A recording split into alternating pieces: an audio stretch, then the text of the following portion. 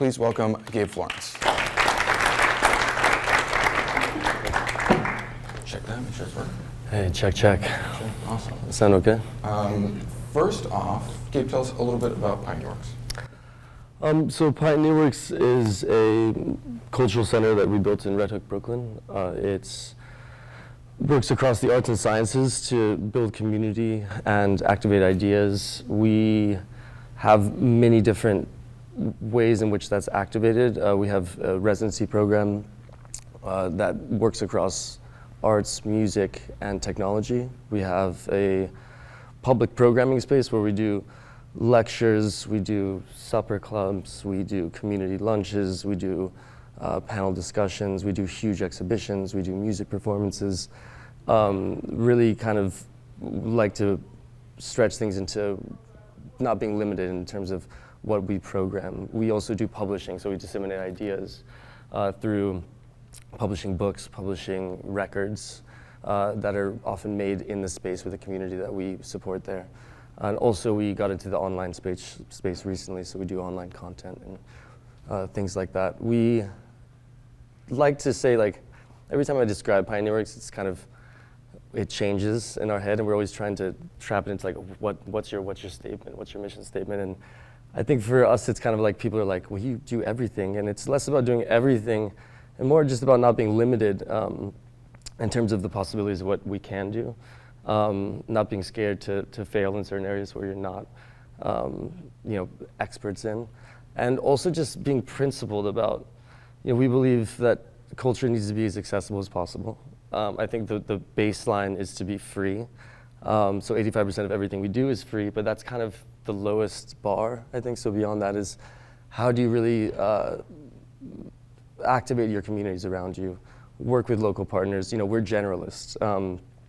In this room, there's so many different people working different nonprofits, and almost every person that introduced themselves today, I was like, oh, we could work with you on this, we could work with you on this. And the thing is a lot of times, I think you isolate in your body, you isolate in a business, you isolate in your nonprofits, and it's hard to do the work, but still to listen and let people know you're there and to talk to different people in the community. So it's always amazing, like, what you don't know in the cultural communities of, like, I don't know about half of these people and the work they're doing. So we always just try to be very open and make sure that we open our doors as much as possible to, organizations.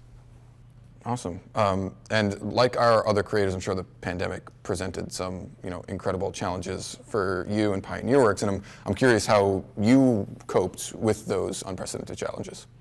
It was just all so easy, it was extremely, extremely difficult. And it's interesting, we went through Hurricane Sandy. I don't know if everybody remembers that, but our building flooded 5 feet. We were just getting off we just had our nonprofit status, it just kind of cleared. We finished major, first construction, and it's like everything was destroyed. And it was the most beautiful thing I've ever seen in terms of, I was swimming in the water, and then it was like the hardest work I've ever done probably for the next year, but it pushed us ahead 2 years. And I think this pandemic, which we're very much still in, and I think we also all have to appreciate that we're in New York City and we're really lucky, but the world is still very much in it. But we completely had to re-navigate how we thought about almost everything and make really hard decisions. And we couldn't keep everybody working there, and it was really sad to have to make some hard decisions. But we did a lot of things that we wanted to do for a long time, like digital content. I think we all were like, we need to get into the digital space. We were planning it for 3 years, and we're just really carefully kind of setting it up. And then it happened, and you're like, all right, we're going to do this this new thing we wanted to do.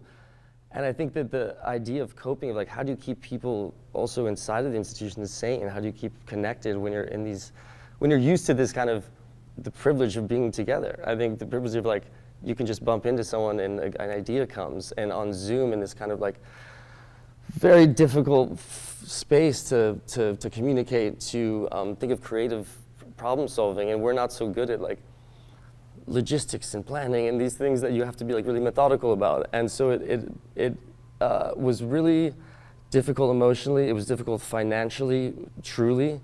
But the good thing is that you really can take a minute to reflect what have we done in the past 10 years, and really feel that the community like really supported. I mean, it was amazing, the people that came out and supported us. We had a gala coming up, we sold a lot of our tables already. Everyone gave money. We were setting up actually to, Pioneer Works was privately purchased initially by the founder, Dustin Yellen, and he sold the building to the foundation for a huge discount, but it was a lot of people who raised the money to do that, and we thought it was all gonna fall apart, and instead of it falling apart, it all came together. And you know, the whole Zoom virtual community, now it's like, I hate Zoom probably more than most people in this room. But, you know, now it's like you can take some meetings on Zoom, you can communicate more to a global community that you kind of expand, we really expanded during that time.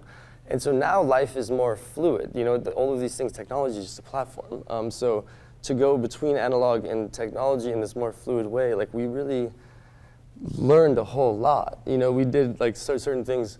We always about a global culture, global community, global audience. And we did this one event, 24-hour Ragas, which is a 24-hour Indian classical music concert we do every year. And we did it online, and it was filmed like in Rajasthan, all over India, and all over America. And we had people donate, and you saw the people donating like their names and where they're from.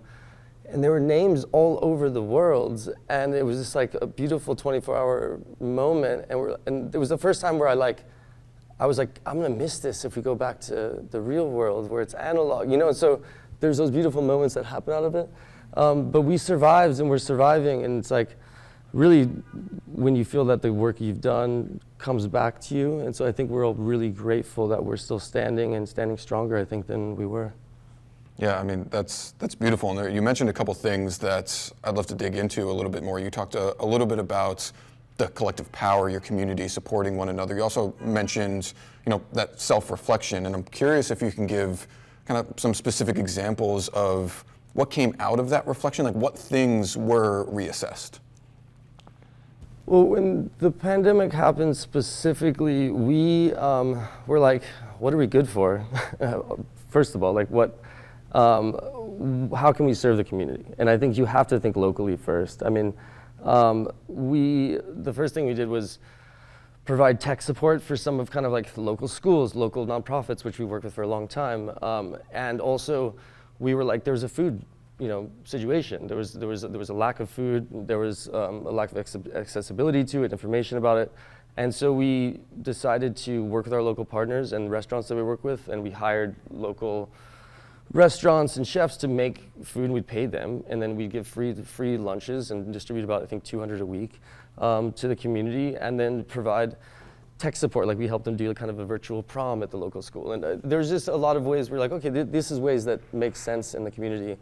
I think that the moments of like reflection were really about, you know, you within kind of also being like, you get a certain amount of success, and I think that there's an inertia to success. There's an isolating factor that I kind of talked about before, but it was really a moment to be like, people came and people needed us, and you know, we really needed them to figure out what to do with ourselves. And so it was a really nice moment of cross dialogue that I think happened in a really beautiful way.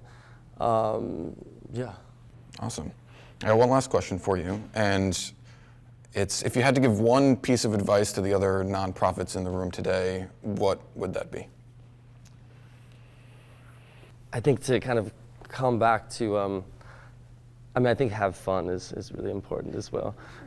Because, you know, you have to take this work serious. I think we all have this privilege, like, you know, we live in a very capitalist, brutal society, but the nonprofit space is like this natural subversion, right? It's like we take money that people don't have to pay taxes on, and they give it to us, and we can use money not to make more money. And it's like, it's so beautiful because it's a really rare space. And I think it's also kind of a new, obviously foundations have been around for a long time, but the culture specifically, even in America, is very specific. The culture of philanthropy and the culture of giving and the culture of what we can do through that, I think is like, it inspires me every day. And you have to believe in your work to take money from people.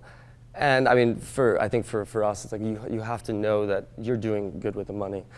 And how do you pay people? how do you treat your employees, who you're allowing to work in the space.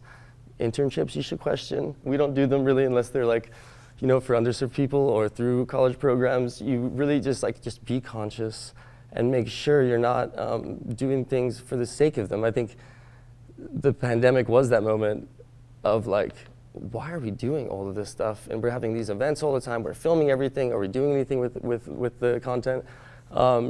So, I mean, I think the idea of advice, like, you can't really teach someone like this is the way to do something, because we all have our own systems that are totally unique. But everyone would agree here, like, you have to work with the people around you, and don't start community programs instead of talking to the person who's already doing community programs close by, and bring them in, because they're doing better work than you can do. You know, there's people doing better work, so don't do things for the sake of them or for tokenism or for just like the idea of like, yeah, we do this thing. It's like, no, there's other people doing it. Why don't you talk to them and bring them, and they're gonna make your program so much more powerful. It's like, don't be competitive, be inclusive. Please try and be free, you know.